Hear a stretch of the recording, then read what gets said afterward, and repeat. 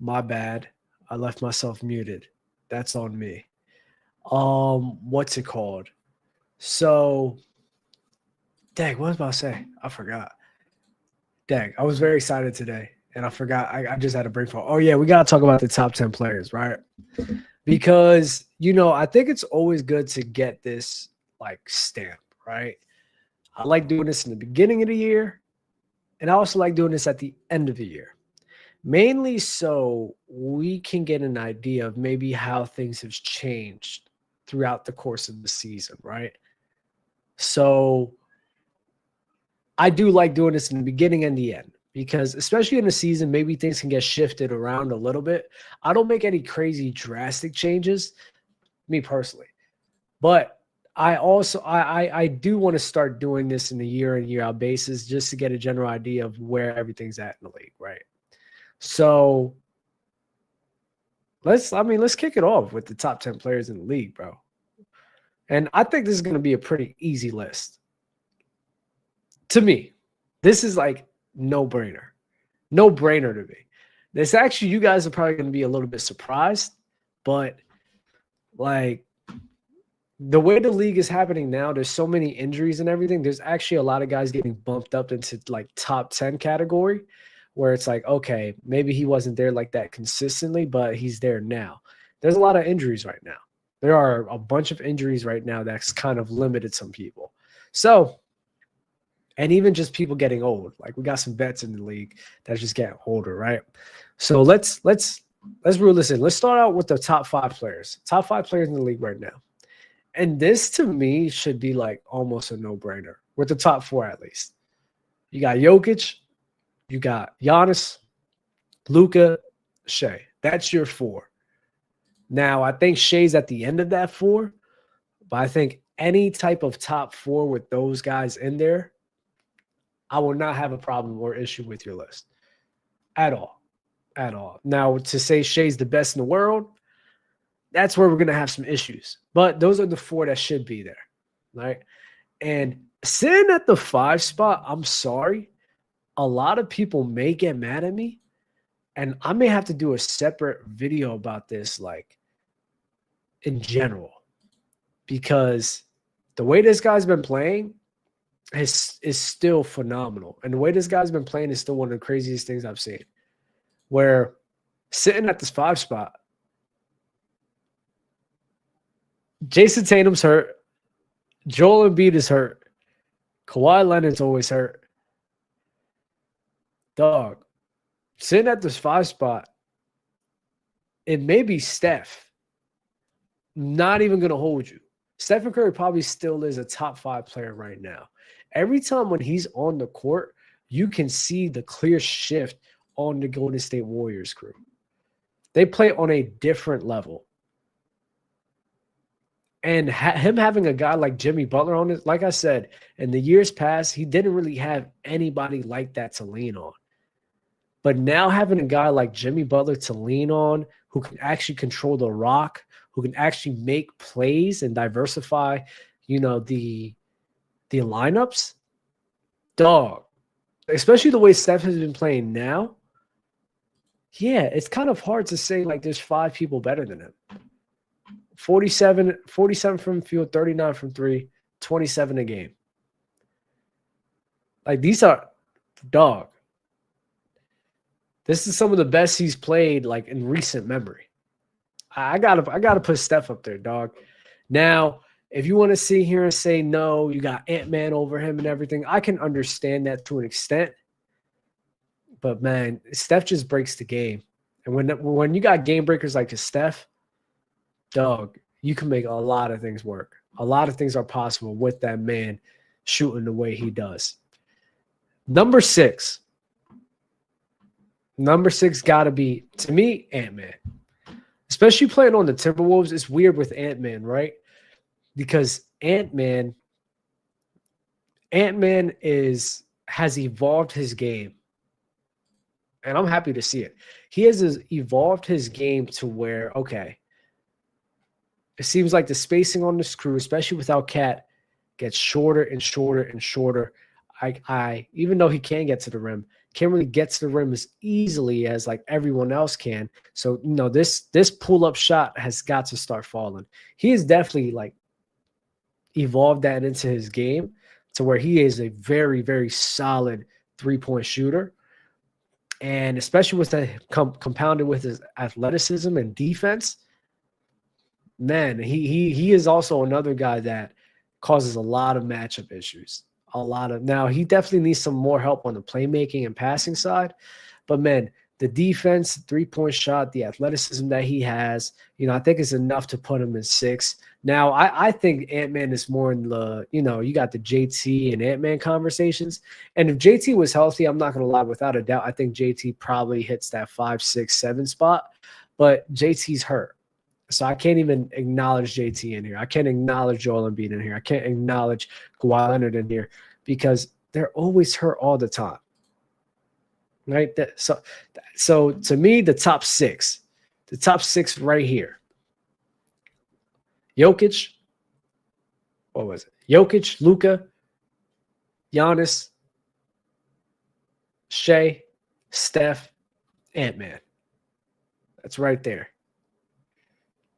Then we're going to get next to 7. All right, this is where it gets shaky a bit because it may be crazy to say.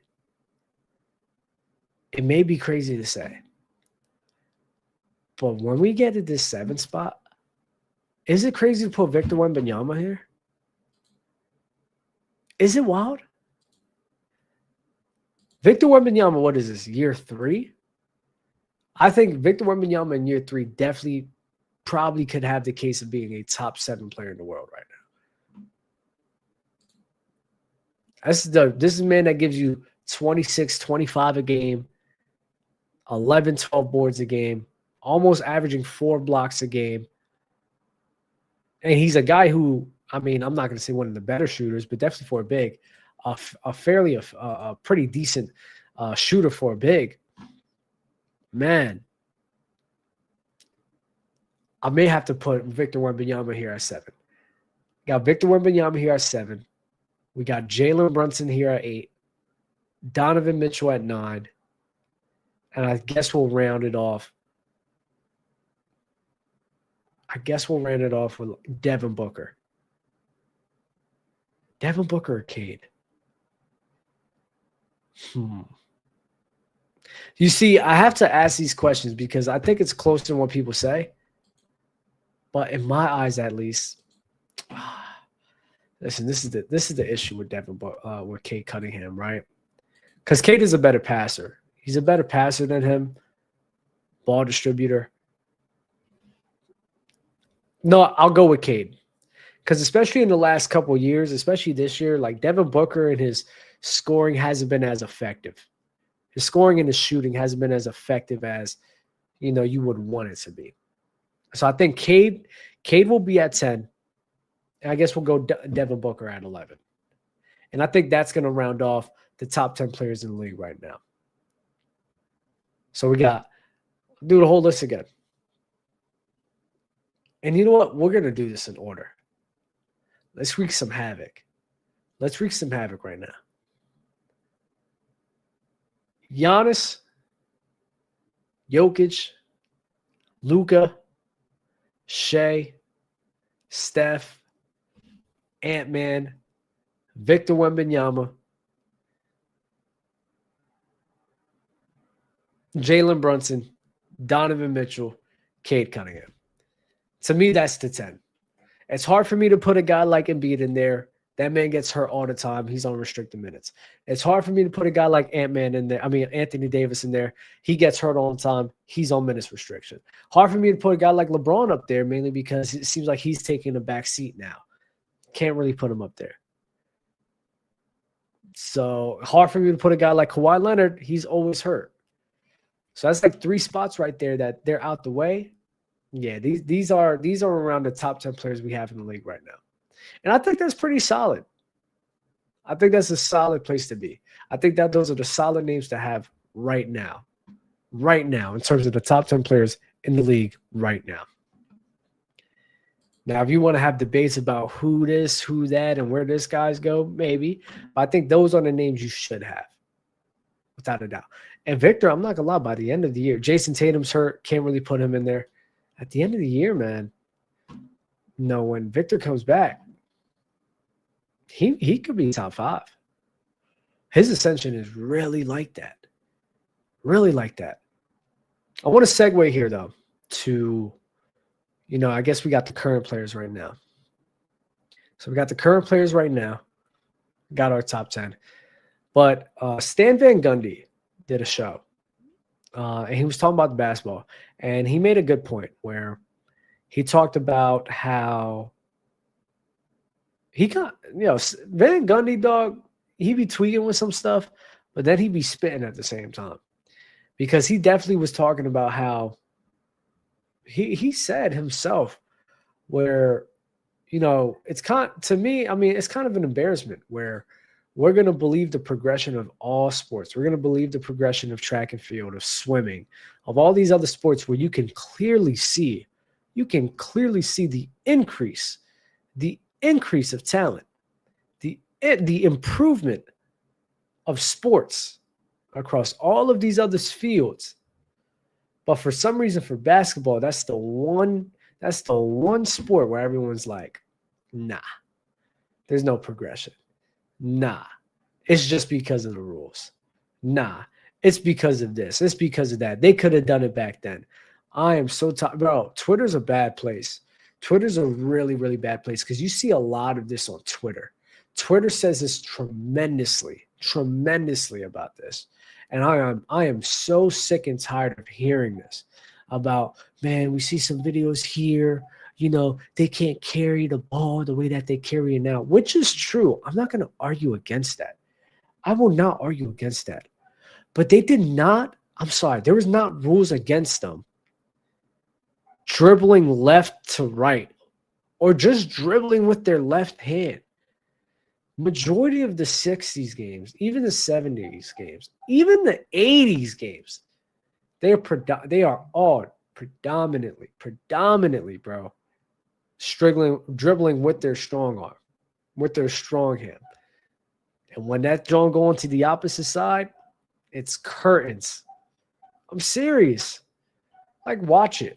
I'm sorry. Like, watch it yourselves. Y'all got to watch it yourselves. There is clear progression in all of that.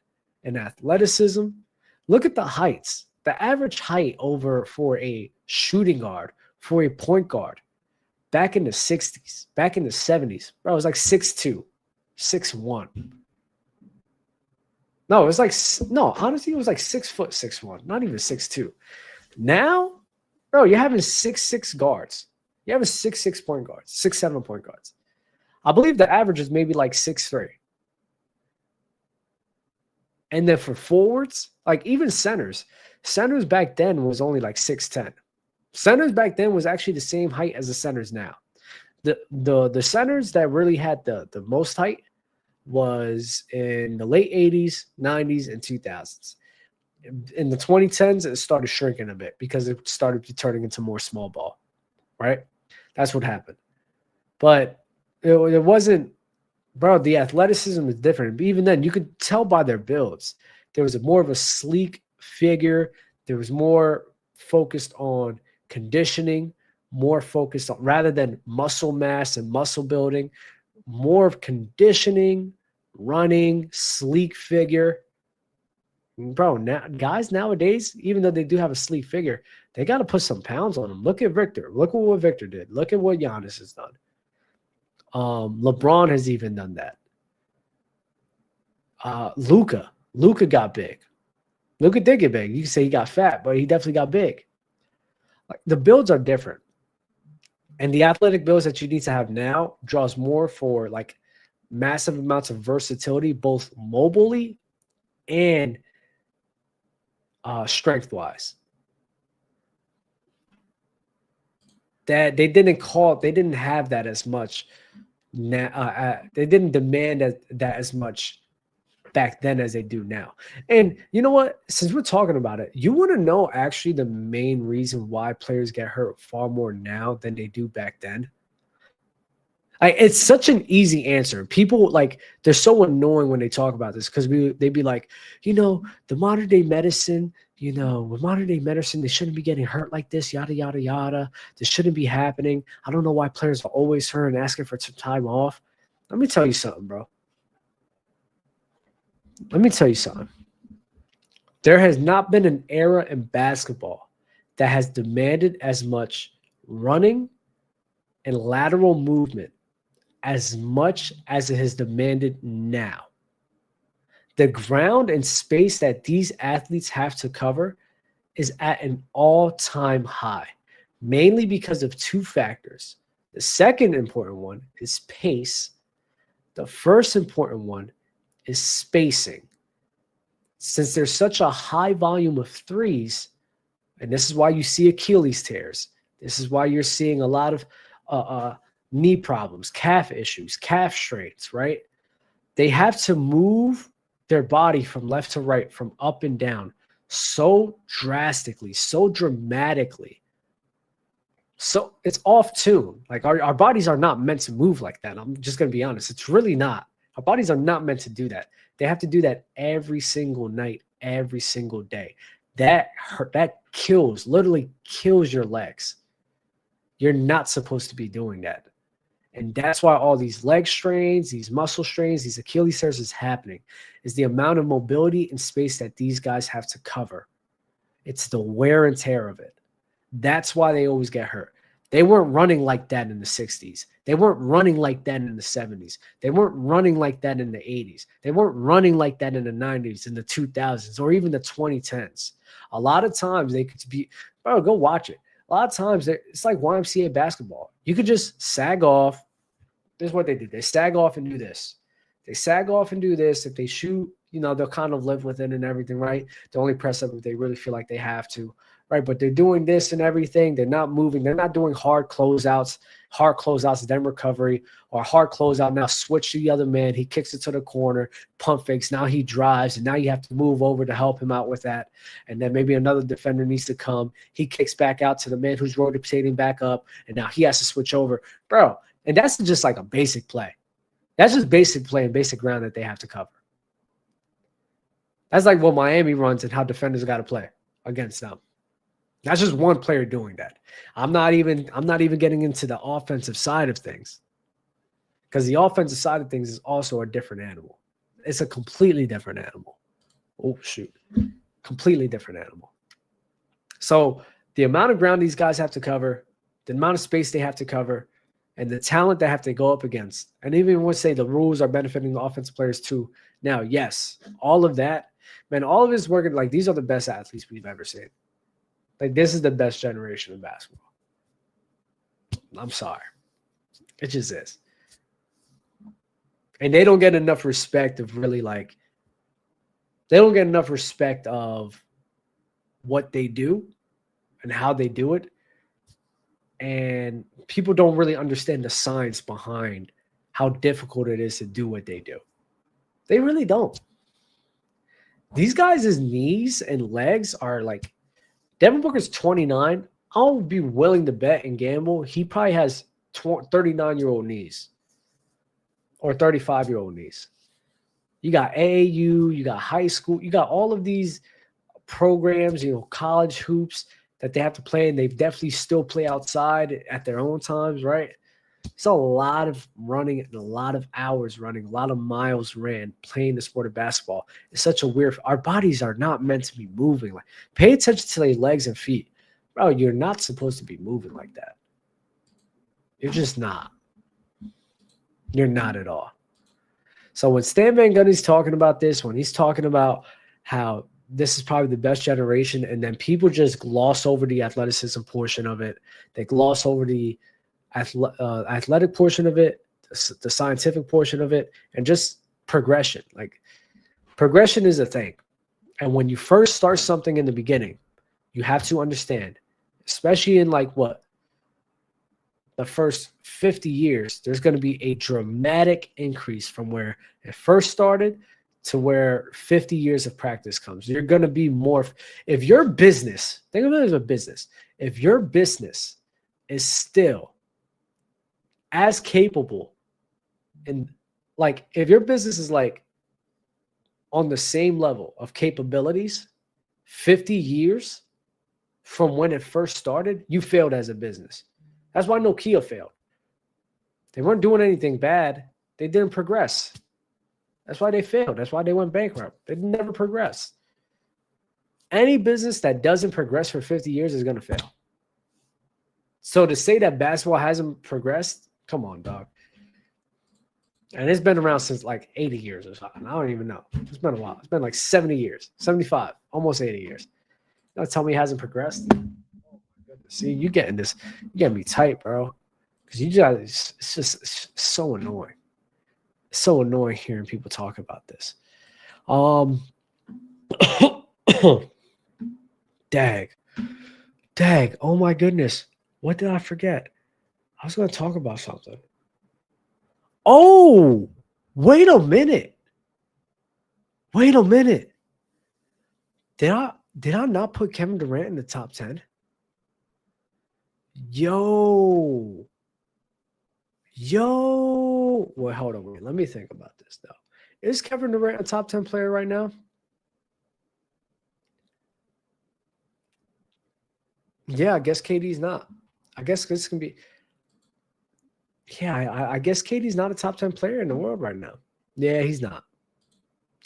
I think KD, especially at this stage of his career, he's 37 years old. I think KD's an elite shooter, still an elite shooter in general, still one of the best scorers in the league. But yeah, the athleticism is gone. He's 37 years old. He can't get through the way he used to, and he's relying a lot on shot making. Doesn't really have as much. I mean, you could tell he doesn't have as much legs in him as he used to, even on the Nets. Even on Nets, it was better than this, if I'm going to be honest. And playing on Houston, what worries me with Houston right now is, you need KD to be that 43% guy, that historic shooting guy. That's what you need him on the Houston Rockets to be. You don't need him to be KD. Be what he's been on Phoenix. Be what he's been on a little bit of what he's been on Brooklyn, right? You have him like that. I trust what the Houston Rockets can do. I really do. I think they'll play very well together. But KD, as of right now, yeah, he's no longer a top 10 player in the world. Got Braun. It's crazy to say. Braun and KD, no longer top 10 players in the world. Steph still would be top 5, bro. I can't hate on this man no more, bro. I just can't. I can't hate on that man. Steph probably is top 5, bro. KD, it's time, bro. He getting old. Yo, KD, have a kid, bro. Have a kid, man. Go settle down with somebody, bro. Leave the game before it leaves you, bro. We're gonna see what you can do on Houston. See how far you can take it. See how great you guys can play together. But man, you're scratching on 22 decades in the league. Yo. And I'll say this that I think this is something that every single NBA player should have. Like the mindset. Leave the game before the game leaves you, bro. You have to leave the game before the game leaves you. I'm serious. KD's now in the top 15 range. Top 15, top 20. Even Braun. Braun, I don't know. He may keep going down lower. Yeah, KD's not a top 10 player no more, man. And actually, it worries me because I do think he needs to play like he's been playing last year on Phoenix for the Rockets to have a chance. Oh, I don't know. I'm not sure how confident I can be in that. The passing isn't what it used. The passing isn't what it needs to be. The floor spacing on Houston is definitely scary. And KD is at this stage of his career, he can't make up for that as much as he could back then. As much as he could in 2021, even 2022, 2020. He can't make up for any of that. He's done. He's done. Dang, it's sad to see. It's really sad to see. All of our older, you got your Russes, your KDs, Braun's about to be out the league, Steph's, Harden. Whoa. They're all getting ready to get out the league. And it's crazy because they're at this stage of this career and they still play well. They still are viable starters, viable players, and even viable stars. It's over. CP3 is about to retire. Dang, man. Our era's over with. I'm old, bro. We all old. Bradley Beal's cooked. John Wall's been out the league. Man. I can't believe what's happening, bro. I really can't believe what's happening. I thought we were going to be young forever, man. Dang. I can't believe it, bro. But shout out Steph. Shout out Steph. Steph's been the main one holding it down for the OGs. And I can't wait. I can't wait to see what this playoffs. And I think Houston still has a good chance. Houston definitely still has a good chance to win. But that shooting from KD, he needs to really be that guy. Because Amen Thompson, man, they leave him open religiously. Religiously, man. Oh, shoot. Oh. My bad. I'm getting a text real quick. Man. But, yeah, I don't really have much else to say. It's been real, guys. I enjoy my time. And, can't wait to see you guys again. The next episode is actually going to be about the Sixers. Very excited to talk about that. Very excited to, the title's going to be, what do you call it? The process is over, bro. The process is over. So we'll see what happens with that, man. Listen, like the video, subscribe, support Kretschman Media, man. I'll see you guys around. Peace, salute, be easy, bro. Put this loop on. Salute.